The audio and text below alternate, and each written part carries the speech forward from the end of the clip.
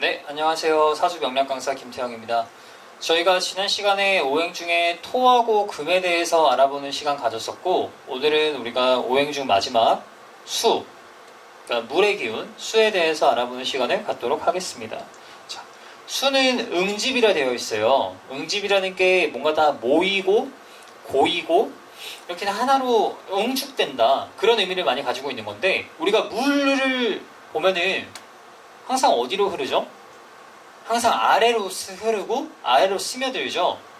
그것처럼 얘네들은 항상 수의 기운이라는 건 모이는 기운을 가지고 있어요. 그럼 반대되는 기운은 뭘까요? 수에 반대되는 기운, 화죠. 우리가 수국 화 이렇게 배웠었잖아요. 그럼 화의 기운 자체는 어떤 기운을 갖고 있었죠? 화는 뭐였다? 화는 확산이다. 화가 확산되는 거라면 수는 어떤 기운? 응축하는 기운이에요. 그래서 우리 겨울, 이 수가 의미하는 계절이 겨울이 되는데, 겨울이 되면은 사람들이 추우면 몸을 어떻게 해요? 막 펴고 다니나요? 좀 웅크리게 되죠? 움츠리죠? 아우 추워 이렇게 하잖아요. 그것처럼 수는 응축하는 기운, 어떤 겨울의 기운이 되고, 시간대도 밤이 돼요. 밤이 되면은 대부분이 집에서 뭔가 웅크리고 나오지 않고 활동력이 없이 있는 모양새가 될 것이고, 그러면은 사람의 인생으로 쳤을 때도 수가 갖고 있는 시기는 어느 시기다?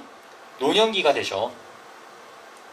나이가 많은 분이, 연세가 좀 드신 분이 막 뛰어다니고 이렇게 하는 것 자체가 굉장히 뭔가 좀 부자연스럽다는 느낌이 우리가 봤을 때 들 거예요. 아, 좀 불안하다.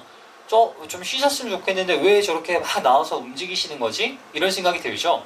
그것처럼 수의 기운 자체, 노년기의 기운 자체는 굉장히 물처럼 잘 스며들고 잘 흘러내려가는 어떤 지혜를 상징하기도 해요. 그럼 뭔가 지혜의 요소, 가만히 앉아서 얘한테도 받아주고 제 얘기도 들어주고 얘 얘기도 받아주는 사람이 되어야지, 이 수의 기운이 있는 사람, 한마디로 노년기인 사람이 아직도 20대처럼 막 나 할 말만 할 거야, 내가 하고 싶은 얘기만 할 거야, 니네 얘기 안 들을 거야, 나는 응축 안 해, 안 고여있어, 움직일 거야 하는 거는 어른다운 어른이 아니라고 할 수가 있죠.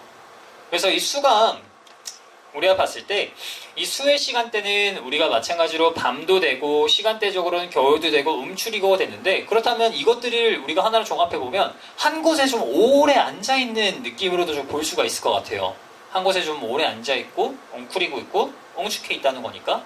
그래서 수가 의미하는 거는 지혜를 상징해요. 공부를 상징하죠.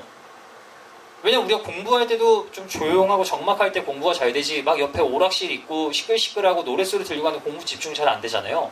마찬가지로 수가 사전에 드러나 있다라고 했을 때는 얘는 뭔가 지혜의 요소가 있다.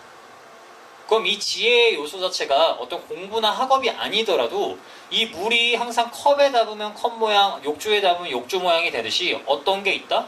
순발력이 있고 임기응변이 있고 본인이 어떤 상황마다 대처할 수 있는 상황의 어떤 대처 능력 같은 거를 많이 갖고 있는, 뭐 능청스럽다고도 할 수 있을 거고 좀 능글맞다라고도 할 수 있겠죠. 그런 기운이 수가 대표하는 기운이 됩니다. 그럼 수가 많다는 거, 이 사람 사주를 봤는데 다 검정색이야.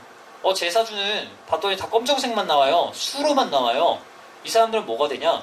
한마디로 낯이 없는 거예요. 해가 떠있지 않다는 게 되는데, 그러면 사주 안에서 깜깜한 저녁밖에 없는 기운이 있다는 거는 뭐가 됐느냐? 이상하게 의심의 소지를 많이 받을 수가 있어요. 왜? 나는 깜깜하니까. 남들이 봤을 때 내 속을 잘 모르겠다라는 거예요. 우리가 깊은 바닷물이나 이런 데 보면은 되게 깜깜하죠. 물 색깔이 막 파란색이다 투명하다 하는데 오히려 깊은 바닷물을 보면 검정색이에요. 그것처럼 주변 사람들로부터 쟤는 참 속을 모르겠어, 쟤는 여기 가선 이렇게 행동하고 저기 가선 이렇게 딱 잘 맞추고 하는 것들을 보니까 제가 진짜로 어떤 성향인지를 모르겠어, 이런 식으로 오해의 소지를 많이 살 수 있는 게 수가 많을 경우에 나타나는 특징이 됩니다. 그럼 반대로 수가 없다는 거, 사주에 수가 없을 때, 그러면은 시간대 보시면은 수가 의미하는 시간대가 밤이죠. 한마디로 밤이 없는 거예요. 사람이 밤에 뭐 해야 돼요? 자야죠. 휴식해야죠. 근데 사주에 수가 없다는 건 이 사람은 휴식의 기운이 부족하구나. 뭔가 나만의 시간을 갖고 나만의 사색을 갖는 기운 자체가 굉장히 부족한 사람이구나, 이렇게 이해를 할 수가 있습니다. 그러니까 우리가 수를 맨 처음에 생각할 때 사주에서 오행 중에 나는 수가 많아 라고 하면은 나는 그냥 물의 기운이 많은가? 물의 기운이 뭐지? 뭐 찰랑찰랑 시원함인가? 그게 아니라 우리는 뭐라고 대답을 해줘야 돼요? 아, 수는 응집하는 기운이야. 뭐 동물들도 겨울잠 자러 들어가고 사람도 이불 속으로 들어가듯이 모이는 기운이고 응집하는 기운이야. 이렇게 우리가 이해를 해주셔야 올바른 수의 이해라고 할 수가 있습니다. 자, 다음 볼까요? 여기 보면은 우리가 배웠던 오행 목화토금수가 다시 이렇게 한번 싹 정리가 되어 있어요. 이것들을 한번 훑어보고 정리하는 시간 가져보면, 자, 계절로 봤을 때 맨 처음 첫 번째, 목은 봄이 되고 화는 여름이 되고 토는 환절기, 금은 가을, 수는 겨울이 돼요. 왜 그런지 이제 좀 이해가 되시죠? 목은 왜? 새싹 돋아나니까 뭔가 시작하는 기운. 목은 뭐였어요? 상승이었잖아요. 뭔가 씨를 깨고 거기서 싹을 탁 돋아내는 그런 기운이었잖아요. 그러니까 봄이 될 것이고, 화는 뭐다? 확산이다. 퍼져나가야죠. 여름 더위죠. 사람들 밖으로 나오죠. 막 여럿이 놀러 다니고 피서 다니고 하죠. 이 기운이 화의 기운으로 이해하면 되고, 토는 뭐다? 너무 여름에 사람들이 나와서 놀아요. 다 얘도 나오고 동물들도 나오고 곤충도 나오고 사람도 나오고 다 이것저것 나온다면 중간점을 좀 잡아줘야 될 거 아니에요. 야, 이제 좀 들어가야지. 이제 가을이 오니까 너네 좀 들어가라고 해줘야 돼요. 너무 이 양기가 끝까지 차오르지 않도록 중간점을 잡아주는 역할을 누가 한다? 토가 한다. 그래서 계절로는 어떤 시기가 된다? 사이사이를 조절해주는, 중재해주는 환절기가 된다. 그럼 금은 결단이었죠. 가을 뭐 해야 돼요? 추수해야죠. 수확해야 돼요.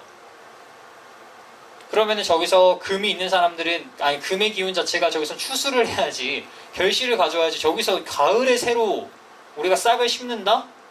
일반적으로 어렵죠. 이 다음에 오는 게 겨울인데요. 그래서 결실을 맺고 수확을 맺는, 결단을 맺는 금이 가을에 해당하는 오행이 됩니다. 그럼 수는 마찬가지로 응집, 응축, 동물들 겨울잠, 나무들도 이파리 다 떨구고 몸만 서 있죠.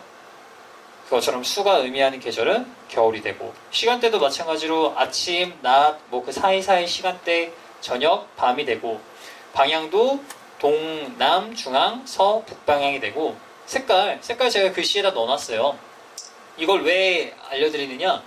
만약에 내 사주를 봤는데 나는 목의 기운이 부족해 이러면 이 청색깔 같은 걸 많이 활용하시면 훨씬 더 좋은 거고, 나는 사주를 봤는데 검정색이 하나도 없어, 수의 기운이 없어요 라고 했을 때는 어떤 컬러? 흑색 컬러, 검정 옷, 검정 액세서리 같은 걸 착용해 주시는 것도 훨씬 큰 도움이 돼서 넣어드린 거예요.